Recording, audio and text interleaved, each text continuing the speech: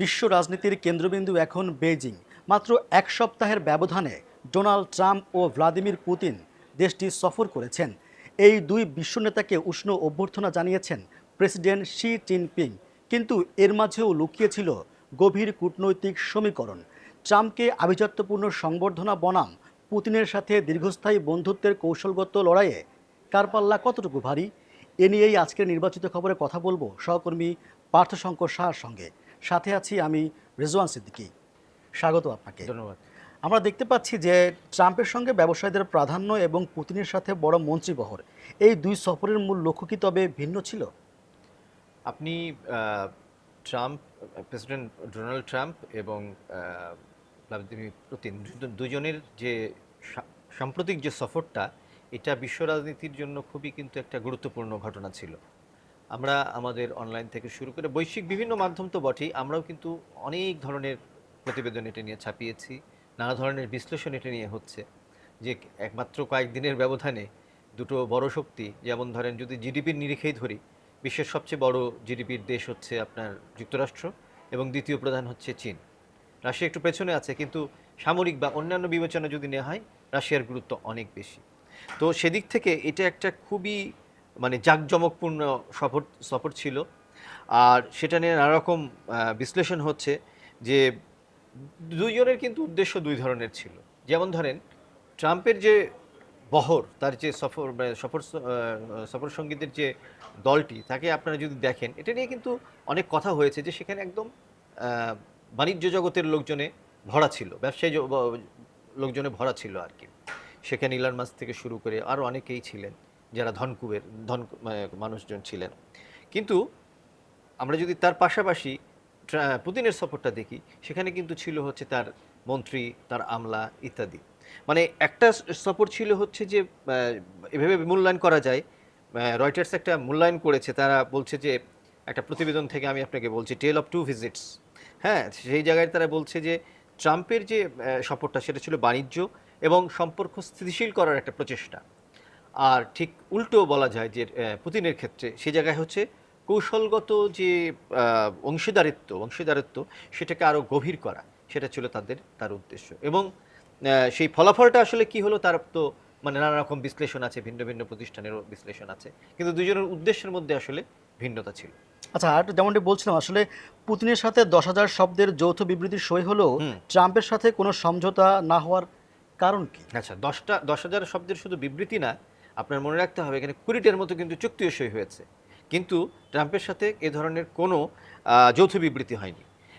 যখন দুটো বড় মানে যে কোনো দেশ যখন সফর করে, তখন কিন্তু সাধারণত একটা যৌথ বিবৃতির রেওয়াজ আছে আর কি, থাকেই।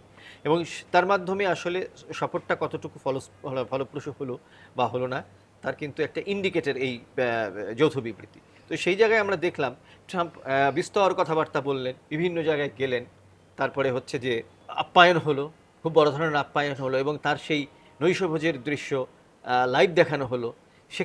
পুতিনের ক্ষেত্রে কিন্তু তা হয়নি। পুতিন খুব অল্প সময় থেকেছিলেন, একটা মাত্র দিন থেকেছিলেন। আর ট্রাম্প মানে ভূয়সী প্রশংসা করেছেন সি জিনপিংয়ের আর কি। হ্যাঁ, একটু পরপর তিনি এই ধরনের প্রশংসা বাক্য তার সোশ্যাল মিডিয়ায় তিনি তুলে ধরেছেন। সেদিক থেকে পুতিন কিন্তু একটা শব্দ উচ্চারণ করেছেন বলে আমরা দেখিনি।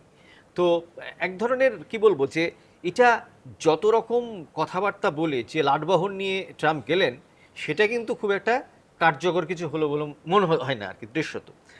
পক্ষান্তরে পুতিনের ক্ষেত্রে যেটা দেখা যায় যে তাদের এই সম্পর্কটা কিন্তু অনেক পুরনো, এবং এই সম্পর্কের ক্ষেত্রে দুটো জিনিস দেয়া, সেটা হচ্ছে যে বার্তা দেয়া, যেটা অটুট রয়েছে। চীনেই বার্তা দিয়েছে, পুতিনও তার কাছে গিয়ে সেই স্বস্তির কথাটা বলেছে। গার্ডিয়ান তাদের একটা বিশ্লেষণে বলেছে যে মঞ্চসজ্জা একই ছিল, কিন্তু তার পরের যে ঘটনাগুলো, সেটার ক্ষেত্রে কিন্তু অনেক ধরনের ভিন্নতাই দেখা গেছে দুজনের সফরের, যদি আপনি ফলের দিক থেকে বিশ্লেষণ করেন। আচ্ছা, এই সফরে কিন্তু আমরা দেখেছি যে আসলে টেম্পল অফ হেভেন আর হ্যাঁ। 1000 বছরের পুরনো গাছ দেখিয়ে শি জিনপিং ট্রাম্পকে ঠিক কি বার্তা দিতে চেয়েছেন? 1000 বছরের যে পুরনো গাছ দেখানো, কিংবা তাদের সেই পুরনো ঐতিহ্যমণ্ডিত যে জায়গাগুলোতে নিয়ে যাওয়া, এগুলো তো আসলে এক ধরনের প্রতীকী মূল্য থাকে আর কি। হ্যাঁ, এই ধরনের খুব বেশি জায়গায় কিন্তু পুতিন যাননি, যেটা ট্রাম্প গেছেন, এবং ট্রাম্প গিয়ে সেগুলোর ভূয়সী প্রশংসা করেছেন। গাছ দেখে তিনি বলা যায় যে বেশ বিস্মিত হয়েছেন। ইত্যাদি, এবং তার সে অভিব্যক্তি আমরা দেখেছি। কিন্তু পুতিনের ক্ষেত্রে এইরকম দেখা যায়নি। এখন আপনি যে প্রশ্নটা করেছেন, এখানে একটা মজার কথা বলি, যেখানে আল জাজিরার একটা বিশ্লেষণ আছে। তারা বলছে যে চায়না আসলে এর মাধ্যমে দেখাতে চেয়েছে এটা একটা এই ভিজিটটার আসলে একটা অন্তর্নিহিত মূল্য আছে মানে চীনের দিক থেকে। চীন এরা বলছে যে মানে China has all the cards, তার কাছে কিন্তু নানা সব ধরনের কার্ডই আছে, এবং বড় বড় দুই শক্তিকে কাছে এনে চীন যে আসলে এখন একটা নিয়ামক শক্তি, খুব বড় ধরনের শক্তি, সেই শক্তির জানান কিন্তু চীন দিয়েছে। এগুলো ছোট্ট ছোট্ট কিছু প্রতীকী জায়গায় অতিথিকে নিয়ে যাওয়ার মাধ্যমে সেগুলো হয়তো প্রকাশিত, কিন্তু ওভারঅল যে পুরো সফরটার কথা যদি আমি বলি, সেই সফরের জায়গায় কিন্তু একটা জিনিস দুইজন নেতাই প্রমাণ করে দিয়েছেন যে চীনকে তাদের উভয়েরই প্রয়োজন। ট্রাম্পের যেমন প্রয়োজন, ট্রাম্প বলতে আমি বোঝাচ্ছি যুক্তরাষ্ট্রের যেমন প্রয়োজন, রাশিয়ারই তেমন প্রয়োজন, কিন্তু দুজনের শক্তির ভারসাম্য কিন্তু একরকম নয়। সেই বিষয়গুলো আসলে বারবার উঠে এসছে। আর রাশিয়ার যে নির্ভরতার ক্ষেত্র, যেমন ধরেন যে ইউক্রেন যুদ্ধের মধ্যে এখন জড়িয়ে আছে, পশ্চিমা নিষেধাজ্ঞার মধ্যে এখন জড়িয়ে আছে রাশিয়া, সেখান থেকে সে চীনের প্রতি যে নির্ভরশীল, সেই বার্তাটা আমরা এর মাধ্যমে পাই। আরেকটা নির্ভরতার কথা ট্রাম্পের ক্ষেত্রে, যে তার যে এই যে বৈশ্বিক যে উত্তেজনা এবং বাণিজ্য ক্ষেত্রে যুক্তরাষ্ট্রের অভ্যন্তরীণ অবস্থা, সব কিছুর মধ্যে চীনকে যুক্তরাষ্ট্র আসলে ভালো সঙ্গী হিসেবে পেতে চায়। এই বার্তাটাও কিন্তু যুক্তরাষ্ট্রের পক্ষ থেকে দেখা হচ্ছে। চীন ওই জিনিসটা দেখিয়ে যেতে তোমাকে আমাকে তোমার প্রয়োজন, দুজনকেই চীন এটা বোঝাতে সক্ষম হয়েছে, বা এই সফরের মাধ্যমে সেটা উঠে এসেছে। আচ্ছা, আমরা আসলে আপনি বলছিলেন যে আসলে চীনের সঙ্গে পুতিনের একটা দীর্ঘস্থায়ী বন্ধুত্বের সম্পর্ক রয়েছে। আসলে এই 13 বছরে 40 বারের বেশি সাক্ষাৎ করেছেন আসলে পুতিন, কিন্তু এর বনাম ট্রাম্পের মাত্র 2টা সফর। হ্যাঁ, পরিসংখ্যান কি রাশিয়ার দিকেই পাল্লা ভারী করছে? একটা যাওয়া আসার এই যে ধরেন ঘনিষ্ঠতা, এটা তো নিঃসন্দেহে একটা প্রভাব ফেলে, কিন্তু কূটনীতিতে ধরেন অবশ্যই সেটার একটা গুরুত্বপূর্ণ দিক আছে। কিন্তু চীন এই সফরের মাধ্যমে সে যে একটা মানে নিউট্রাল সুপার পাওয়ার এরকম করে বলা হচ্ছে আর কি, হ্যাঁ, চীনকে সেই নিউট্রাল সুপার পাওয়ার হওয়ার ক্ষেত্রে চীন কিন্তু একটা মানে বার্তা দিয়েছে উভয় পক্ষকে।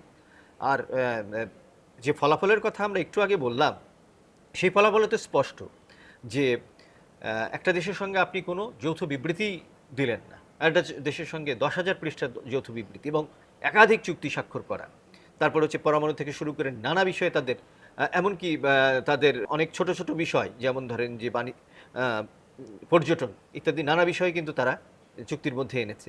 সে জায়গাটা তো যুক্তরাষ্ট্রের সঙ্গে আসলে তেমন কোনো কিছুই ঘটেনি, যদিও অনেক জাঁকজমকপূর্ণ একটা সফর ছিল, এবং আন্তর্জাতিক মিডিয়ার ভীষণভাবে একটা আগ্রহ ছিল যে অবস্থার মধ্যে এখন ট্রাম্প রয়েছেন, একে তো তার মধ্যপ্রাচ্য যুদ্ধ নিয়ে একটা মানে পরিস্থিতির মধ্যে ট্রাম্প আছেন, তার অভ্যন্তরীণ নানা রকম সংকট আছে। এমন একটা সময় ট্রাম্প এই সফরটা করলেন যখন মানে ব্যক্তি ট্রাম্পের জনপ্রিয়তা ট্রাম্পই রাজনৈতিক পরিমণ্ডলে আসার পর সর্বনিম্ন পর্যায়ে আছে। সেই জায়গা থেকে উত্তরণের হয়তো একটা কাজ হতে পারত, কিন্তু তেমন কোনো অর্জন আসলে এই সফরটাতে পাওয়া গেল না।